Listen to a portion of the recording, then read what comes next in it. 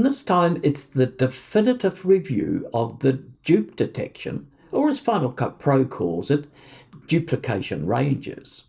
Well, what is dupe detection? Well, it's simply a way of checking that you don't have any duplicate clips in your timeline. It's really important for long-form videos like weddings or full-length movies or documentaries, because it's so easy to use the same clip twice.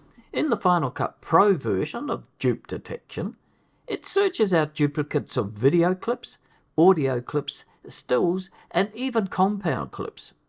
However, as you'll see later, you can filter the results. So, for instance, the audio is not marked as a duplicate, or only the duplicates are shown. To turn on the duplicate detection, you select it in the View menu, or more usefully, the Timeline Range selector, which has got a checkbox. And there's no reason why you can't leave dupe detection checked permanently.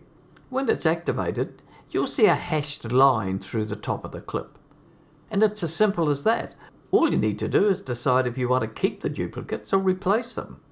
Well, not so simple really, because any long-form video will have small clips that'll not show the hashed lines when the fit-in window mode's selected.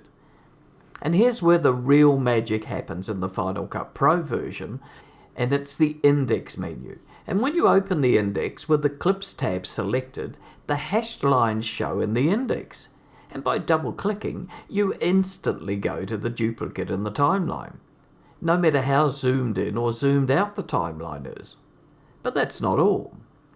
As I said earlier, you'll frequently have audio clips that are duplicated, even if only the overlap of the fade in and the fade out of the audio. And you can filter out the audio by selecting video only at the bottom of the index.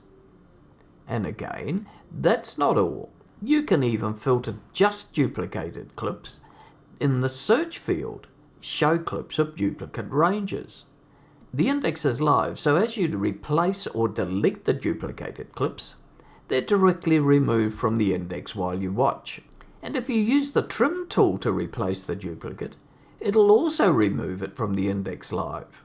And you don't have to just use the index. It's easy to move from one original to the duplicate by using the command and the option keys plus the left and the right arrow. But there are a couple of things to watch out for. If you slow down or speed up a clip, it'll not be recognized as a duplicate. So using the command R to slow down a clip, you'll see the hash lines disappear. And if you use option drag to create duplicates of a clip in the timeline, they'll not be recognized either.